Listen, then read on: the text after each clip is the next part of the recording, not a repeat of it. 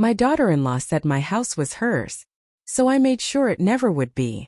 When my daughter-in-law Charlotte looked me straight in the eye and said, "This house will be mine when you're gone anyway, so why don't you just sign it over now?" I simply smiled, nodded, and excused myself to the kitchen. By the time I returned with fresh coffee, I had already made the phone call that would change everything. They thought they were dealing with a lonely widow who didn't understand her own finances.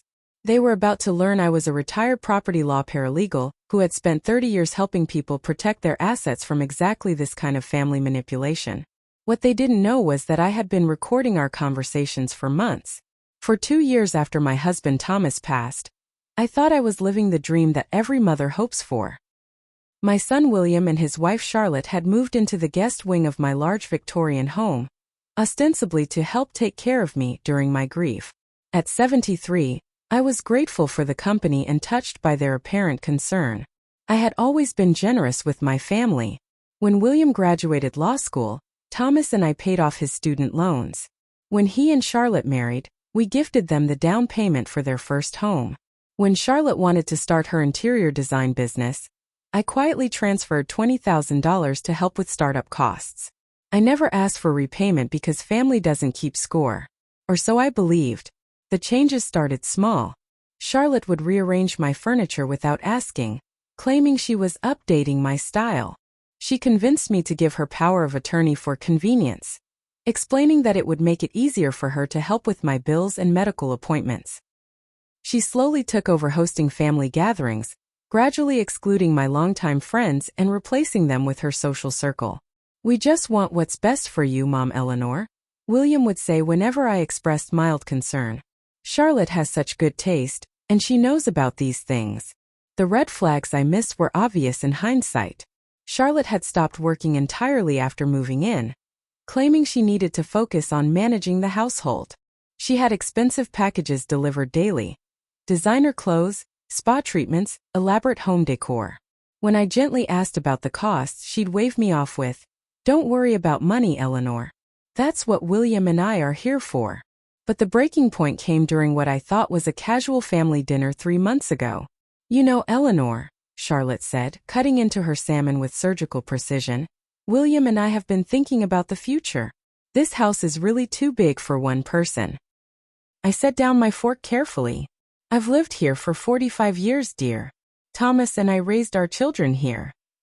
"Exactly," she continued, not missing a beat.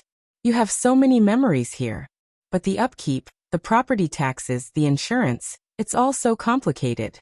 Wouldn't you be happier in one of those lovely senior communities?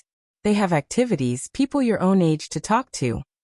William nodded along like a dashboard bobblehead. "Charlotte's right, Mom.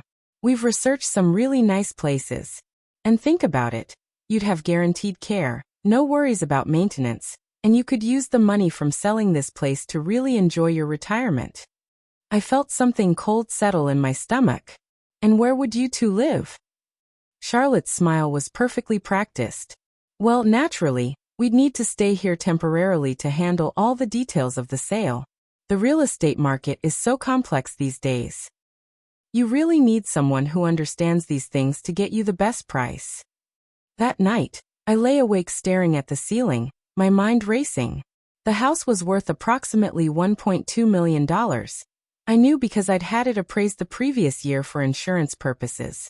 In my will, everything was split equally between William and his sister Patricia, who lived across the country.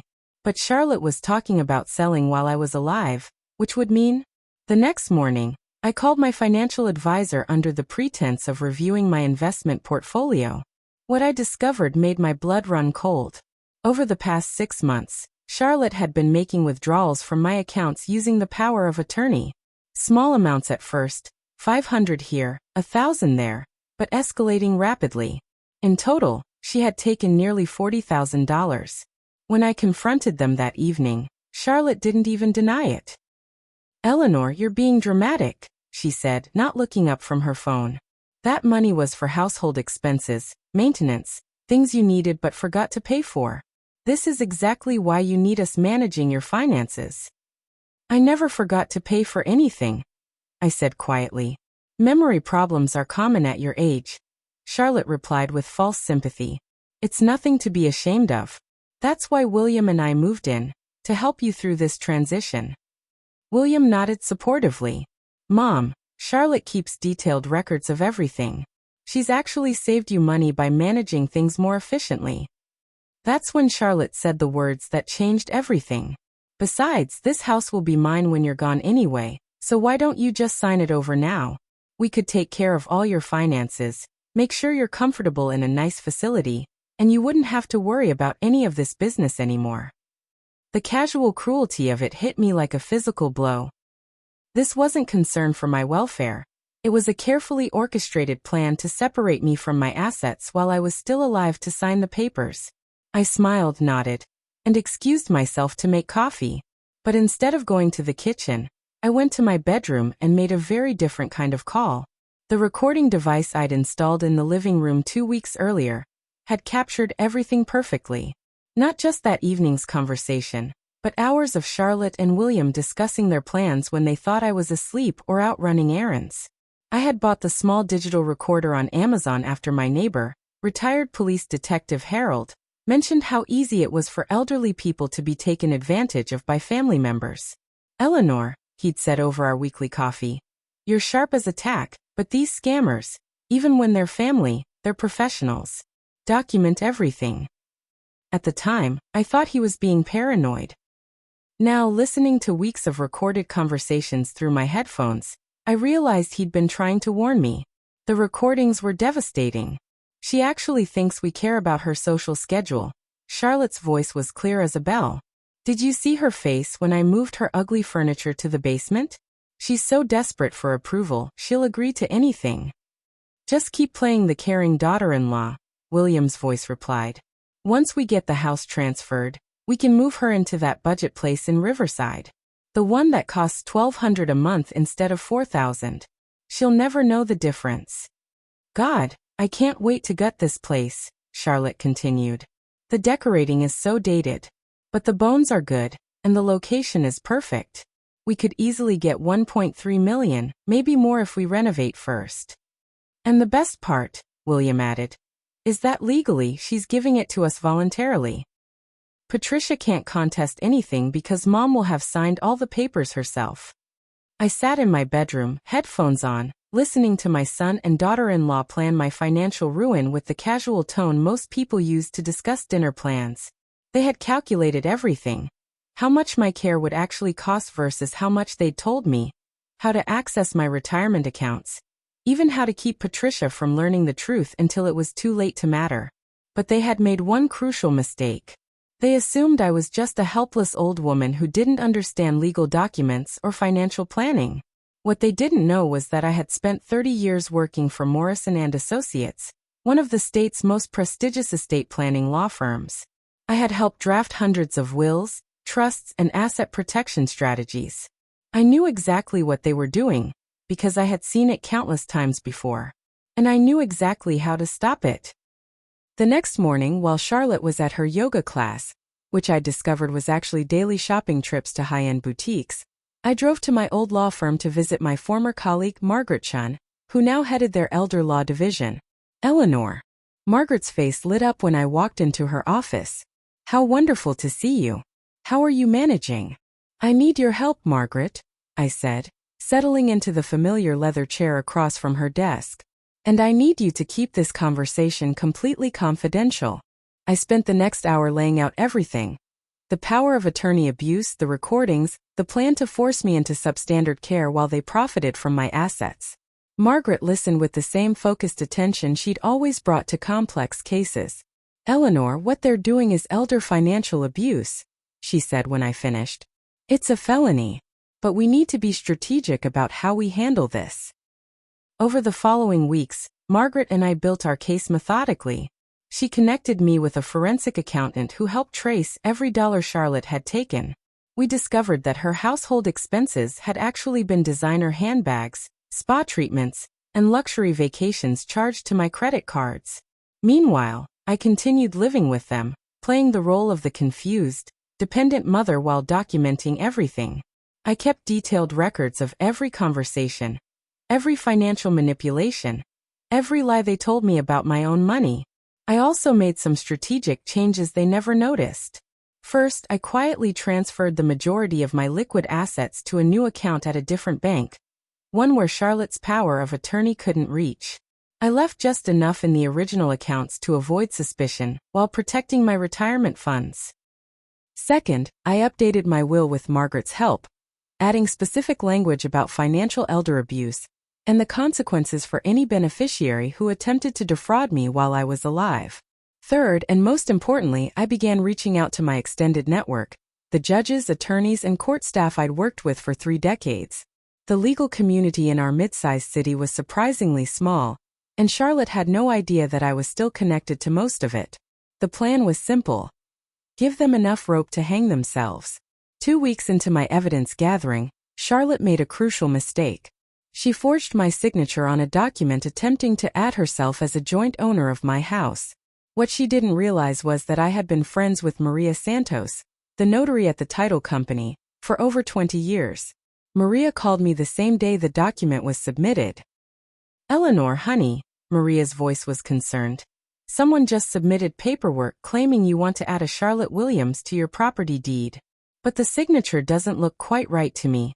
And you always come in person for important documents. Did you really sign this?" "Maria," I said carefully, "I absolutely did not sign that document. And I need you to do me a favor." What Charlotte and William didn't know was that their forgery attempt had triggered a chain reaction that would expose everything. Maria Santos wasn't just any notary. She was the daughter of Judge Carlos Santos, and she had learned from her father that suspicious documents often meant bigger crimes were happening. She immediately flagged the forged deed and contacted the district attorney's office, which opened a preliminary investigation into possible elder fraud. But I wasn't ready for them to be arrested yet. I needed Charlotte to complete her plan, to dig herself so deep that there would be no possible way to claim this was all a misunderstanding. So I played my part perfectly. "Charlotte, dear," I said one morning over breakfast, "I've been thinking about what you said about selling the house. Maybe you're right. This place is getting harder to manage." Her eyes lit up with predatory excitement. "Really, Eleanor? That's wonderful. William and I can start looking at senior communities for you right away. Actually," I continued, "I was wondering if you could help me understand the paperwork. You're so much better with these complicated legal things than I am." Over the next week, Charlotte eagerly walked me through her plan. She had already picked out the senior facility, the cheapest one she could find, 40 minutes away from anyone I knew. She had calculated how to liquidate my investments for my own good. She had even prepared a fake budget showing how my money would be carefully managed for my care. What she didn't realize was that I was recording every conversation, documenting every forged signature she asked me to sign, and building an ironclad case for multiple felonies. The brilliant part was that she thought she was educating me about my own finances. She condescendingly explained concepts I had been working with for decades, showing me legal documents I could have written in my sleep. But her arrogance was exactly what I needed. She was creating a detailed record of her fraudulent intent. The midpoint of my plan came when Charlotte presented me with a comprehensive care package that she'd prepared.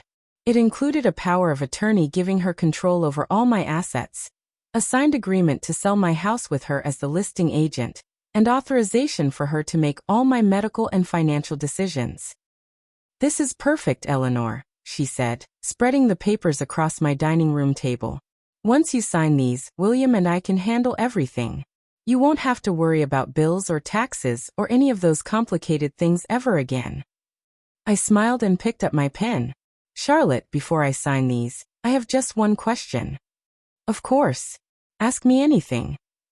"What I don't understand is why you think I'm stupid enough to fall for this." The color drained from her face. "Eleanor, I don't know what you mean." "I mean," I said, still smiling, "that I know you've been stealing from me for months.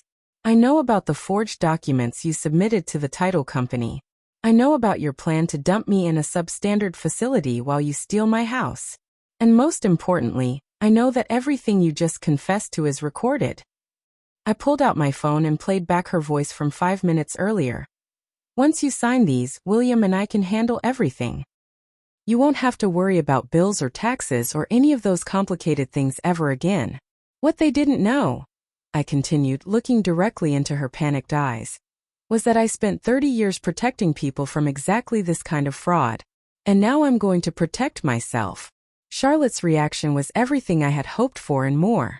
You can't record people without their permission, she sputtered, her face cycling through confusion, anger, and fear. That's illegal. Actually, I replied calmly, in this state, only one party needs to consent to recording a conversation. Since I consented to recording myself, everything you've said in my house for the past month is perfectly admissible evidence. She grabbed for my phone, but I had already uploaded all the recordings to a secure cloud account. Charlotte, dear, that's just my personal copy. The originals are already with the district attorney's office, along with the forensic accounting of every dollar you've stolen. William chose that moment to walk through the front door, and I watched his face crumble as Charlotte frantically tried to explain what had happened. To his credit, his first instinct was to try to salvage the situation through manipulation. Mom, I think there's been a misunderstanding, he said, using the patient tone people reserve for small children and the mentally impaired. Charlotte was just trying to help you organize your finances. Sometimes paperwork can look confusing if you don't understand the legal language. William, I said, maintaining my calm tone, I understand legal language better than you do.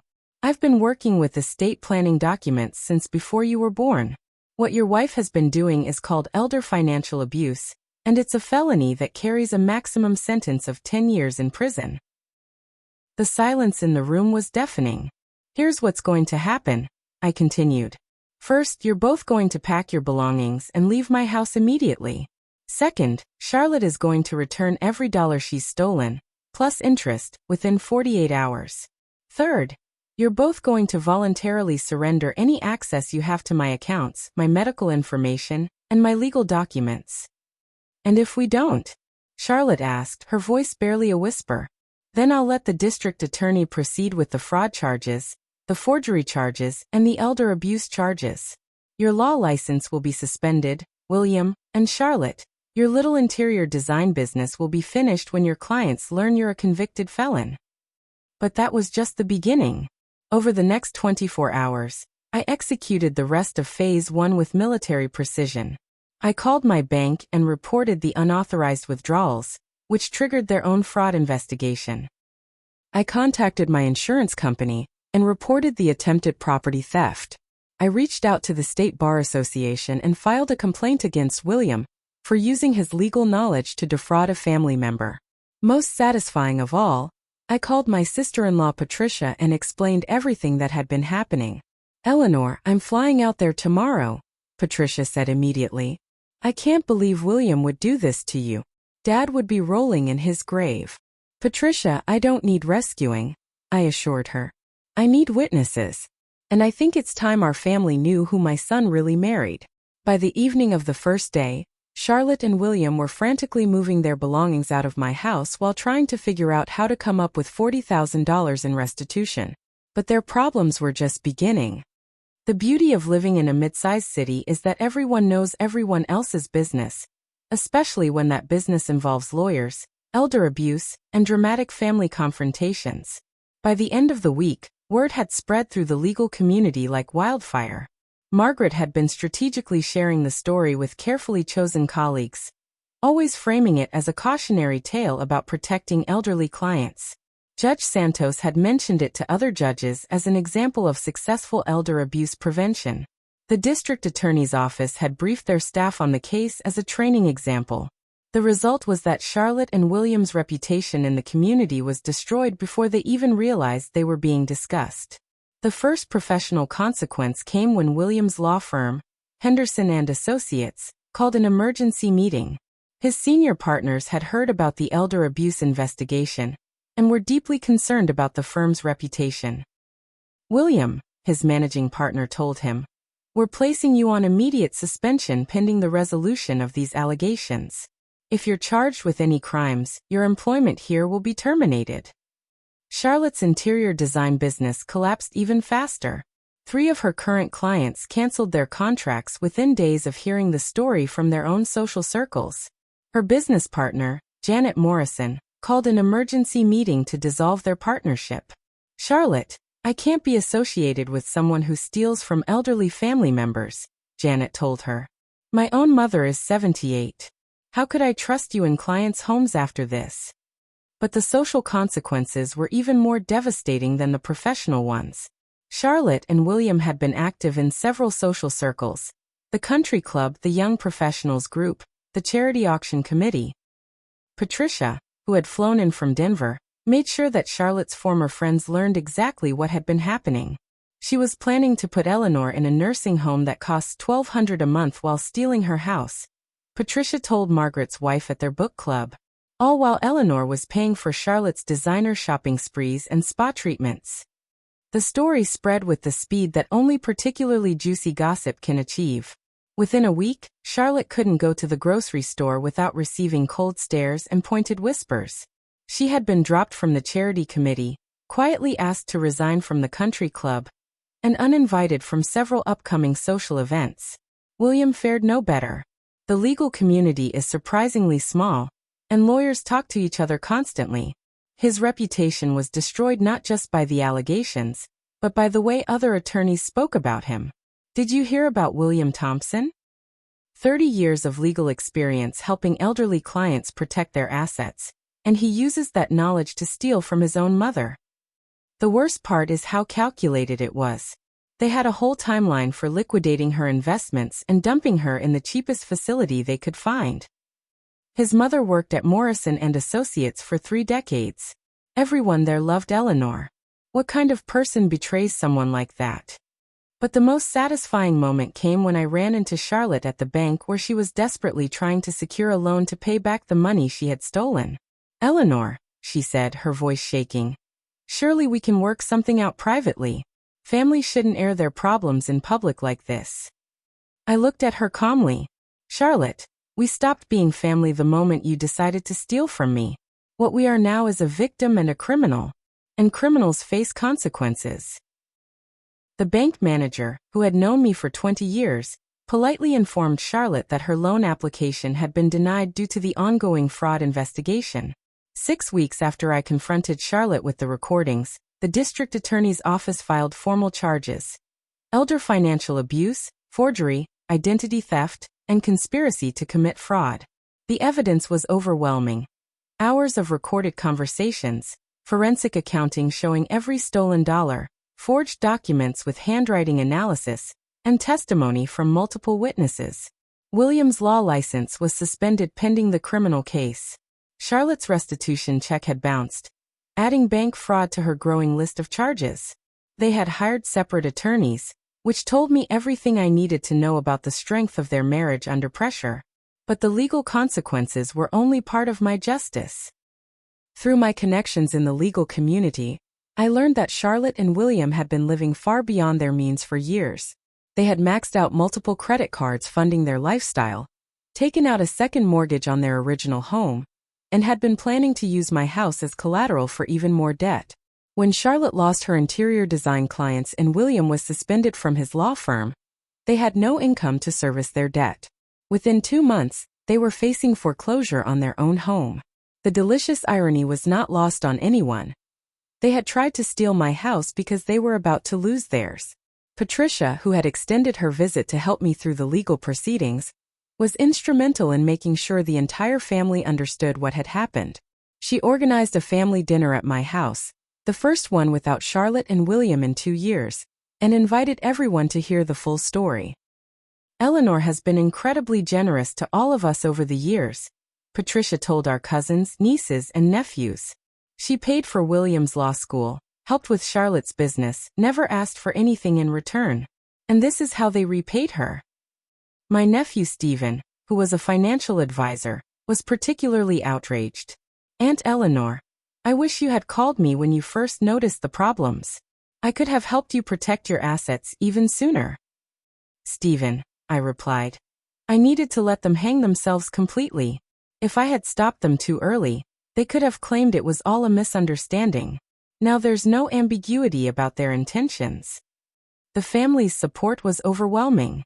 My great-niece Susan, who was in college, wrote me a letter saying I had inspired her to stand up for herself in difficult situations. My cousin Charles offered to help me find new financial advisors if I wanted a completely fresh start. But the most meaningful support came from my community of former colleagues. Judge Santos invited me to speak at a legal seminar about recognizing and preventing elder abuse. The State Bar Association asked me to help develop new protocols for attorneys working with elderly clients. Eleanor, Margaret told me after one of these presentations, "You've turned your experience into something that will protect other people. That's the best possible outcome from such a horrible situation." Meanwhile, Charlotte and William's legal situation continued to deteriorate. Charlotte's attorney had recommended that she plead guilty in exchange for a reduced sentence and restitution payment plan. William's attorney was trying to distance him from Charlotte's actions, but the recorded conversations made it clear that he had been an active participant in the fraud. The prosecuting attorney, Jennifer Walsh, kept me informed of all developments. "Eleanor, your documentation of this case has been incredible," she told me.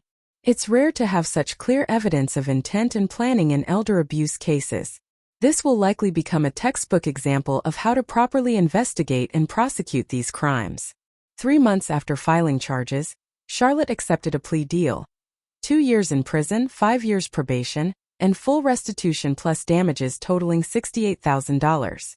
William, faced with disbarment and potential prison time, agreed to a similar deal with slightly reduced prison time in exchange for surrendering his law license permanently. The day Charlotte and William came to my house to sign the final restitution papers was the last time I saw my son as anything other than a stranger. Margaret accompanied them as their court-appointed mediator, while Patricia stood by my side for moral support. The atmosphere in my living room, the same room where they had planned my financial ruin, was arctic. Charlotte looked like she had aged 10 years in 3 months. The designer clothes were gone, replaced by discount store basics. Her confidence had evaporated entirely, and she couldn't meet my eyes. William at least had the courage to look at me directly, though what I saw in his face was more anger than remorse. "Mom," he said as he signed the papers, "I hope you're satisfied. You've destroyed our lives over money." The audacity of that statement took my breath away. "William," I said quietly, "I didn't destroy your lives. You did that when you decided to steal from me and planned to abandon me in a substandard nursing home. I simply documented your choices and made sure you face consequences for them. We were trying to help you." Charlotte burst out, her voice shrill with desperation. "You're getting older. You need care. We were just trying to make sure you'd be taken care of." "Charlotte," Patricia interjected, "you were recorded planning to put her in the cheapest facility you could find while you kept the difference. You were stealing her money for designer handbags and spa treatments. That's not care, that's fraud." Margaret handed me the completed paperwork. "Eleanor, the restitution has been paid in full, plus interest and damages as specified in the court order. The criminal proceedings will continue as scheduled." I looked at my son one last time.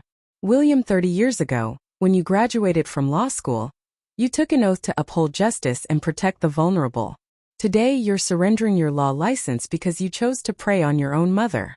I hope someday you understand what you've lost." He stood up abruptly. "What I've lost is a mother who chose money over family."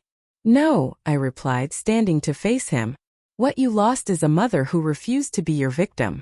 They left without another word. Patricia closed the door behind them and turned to me with tears in her eyes. "Eleanor, I'm so proud of you," she said. "And I'm so sorry about William. I never thought he could do something like this. I raised him to be better than this," I said, feeling the weight of that failure. "But somewhere along the way, he learned that he was entitled to other people's money simply because he wanted it. I couldn't let him teach his children that lesson by succeeding with me." Margaret packed up her papers and prepared to leave. "Eleanor, what you've accomplished here goes far beyond protecting your own assets. You've created a legal precedent that will help other elderly victims. The recording techniques, the evidence gathering, the way you worked with law enforcement, it's all going to be studied and replicated." "Good," I said. "Maybe other families won't have to go through this." 6 months later, I was sitting in my beautifully redecorated living room. Redecorated by a design firm that Patricia had recommended, reading a letter from the State Attorney General's office. They were asking me to serve on a task force developing new protections for elderly citizens against financial abuse. My phone rang and I smiled when I saw Harold's name on the caller ID. "Eleanor, how's retirement treating you?" my neighbor asked with a chuckle. "Much better now that I'm not being robbed by my own family," I replied. "What's the latest news from the neighborhood?" "Well, the Peterson house just sold. Nice young couple with twins. They seem much more pleasant than your previous house guests." I laughed. Charlotte and William had been forced to move 3 states away after their legal troubles made it impossible to find work locally. William was working as a paralegal in a small firm that didn't know his history, while Charlotte had taken a job at a retail store. Their marriage had not survived the stress. "Harold, I have some news," I said. "Patricia is moving back from Denver. She's decided she wants to be closer to family, and she's going to take the guest wing." "That's wonderful. It'll be nice to have some positive family energy around that house again." Patricia's decision to move closer had been the unexpected silver lining of the entire ordeal. We had reconnected during the legal proceedings and discovered that we genuinely enjoyed each other's company. She was recently divorced herself and looking for a fresh start. "Plus," I added, "she's a retired CPA, so I'll have someone I trust helping me manage my finances." The irony was perfect. William and Charlotte had claimed I needed help managing my money, and now I had it, from someone who actually cared about my well-being rather than their own profit. The task force work had also given me a new sense of purpose. I was helping to develop educational programs for seniors about recognizing financial abuse, and I was working with law enforcement to train officers on investigating these crimes. My story had been featured in the State Bar Journal as a case study, and I had received dozens of letters from other elderly people who had faced similar situations with their families. Many of them had used my documentation techniques to protect themselves. Most surprisingly, I had discovered that I enjoyed public speaking. The presentations I gave to senior groups about protecting their assets were always standing room only events. "The key," I would tell my audiences, "is to remember that age doesn't make you vulnerable, isolation does. Stay connected to people outside your family. Keep your own financial advisors. Trust your instincts when something feels wrong. And always remember that people who truly care about you will respect your autonomy, not try to take it away." As I hung up with Harold and returned to reading my task force materials, I reflected on the past year. I had lost a son and gained a mission. I had discovered that I was stronger than I had ever imagined and that justice, while sometimes slow, was still possible. My house was still mine. My money was still mine. My dignity was intact, and my future was secure. Best of all, I had learned that being 73 didn't mean being helpless. It meant being experienced, connected, and absolutely unwilling to be anyone's victim. Charlotte had been right about one thing. The house would eventually be inherited by someone else. But now it would go to people who had earned it through love and respect, not theft and manipulation. And that made all the difference. If this story got you thinking, go ahead and hit that like button. Don't forget to subscribe for more real stories that hit deep, and tap the bell so you don't miss what's coming next. And hey, if you know someone who needs to hear this one, share it with them. Thanks for watching.